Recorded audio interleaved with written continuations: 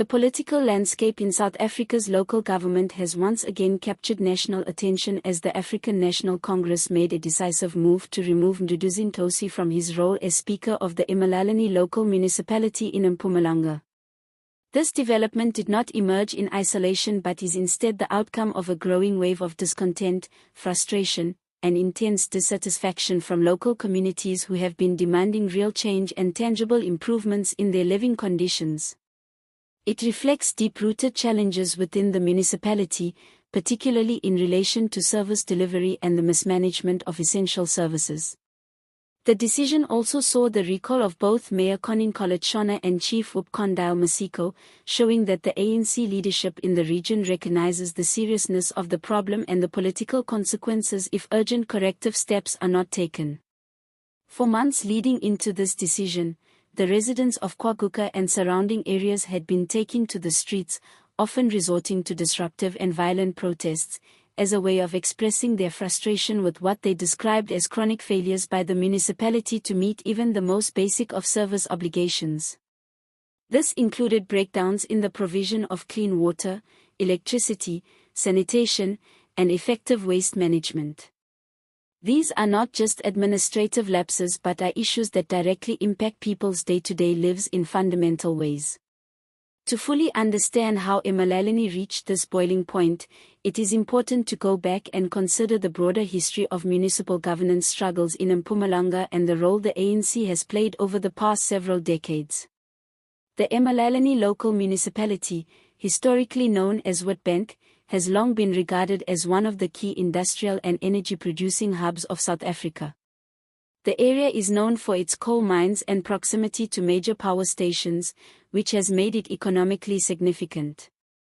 However, over the years, like many other municipalities across the country, Emalahleni has faced increasing governance challenges marked by corruption allegations, poor financial management, crumbling infrastructure, and political infighting. By the time Nkosi and his colleagues assumed their leadership positions, the municipality was already saddled with substantial debt and declining capacity to deliver services. These issues were compounded by poor oversight and weak institutional controls, which allowed inefficiencies and maladministration to continue largely unchecked. The municipality's financial crisis escalated with its mounting debts to Eskom, which by now reportedly exceeds R5 billion. Despite residents paying for electricity services, the municipality struggled to transfer these payments to Eskom, triggering ongoing threats of power cuts. On top of that, water and wastewater treatment facilities were found to be non-compliant, endangering both public health and the environment. The Nkangala ANC Regional Committee justified the recent removals by stating that new leadership is needed to restore public trust and correct these ongoing problems. They argue that fresh leadership may be able to implement policies more effectively and address the pressing service delivery challenges in the area. However, not everyone is convinced that this will be sufficient. Opposition parties, civil society groups, and concerned residents argue that simply swapping individuals in key posts will not fundamentally fix the broken system. Action SA, one of the vocal critics, has called for the municipality to be placed under provincial administration, a move that would remove control from local leaders and shift decision-making powers to the Mpumalanga provincial government. They believe that only this level of intervention can ensure effective oversight, improve governance mechanisms, and stabilize the region's dire service delivery record. The reality is that Emalahleni's issues are symptomatic of broader structural problems facing many municipalities in South Africa, where capacity constraints, political patronage, corruption, and inefficiencies have crippled service delivery and undermined public confidence in local government structures. While the ANC's intervention signals a recognition of the crisis, questions remain about whether new leadership will be empowered and equipped to make meaningful reforms or whether the same systemic issues will continue under different faces. Residents remain skeptical but hopeful. Many have expressed their demand for accountability, transparency, and most importantly, real improvements in service provision that affect their daily lives. They want access to clean water, reliable electricity, better sanitation, and roads that are maintained.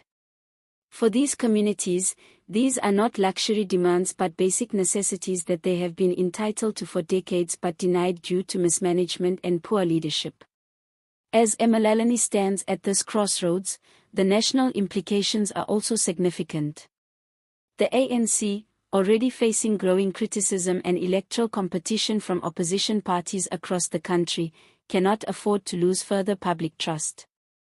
With the 2026 local elections approaching, how the ANC handles crises like the one in Emalahleni will have ripple effects on its electoral performance, not just in Mpumalanga but nationally as well.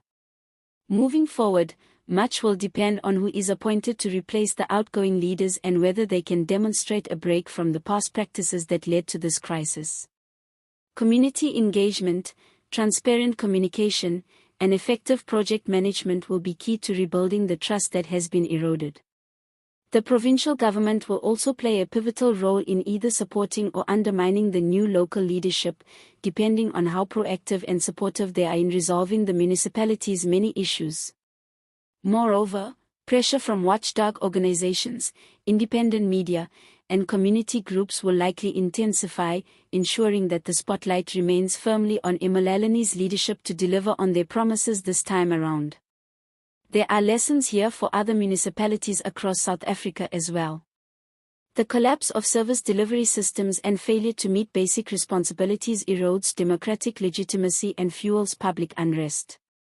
Emalahleni's story is a warning that if governance failures are not addressed head-on with urgency, accountability, and transparency, similar upheavals can spread to other municipalities facing comparable conditions. It is a moment for reflection and action, not just locally but for national and provincial leaders who have a duty to ensure functional and responsive governance.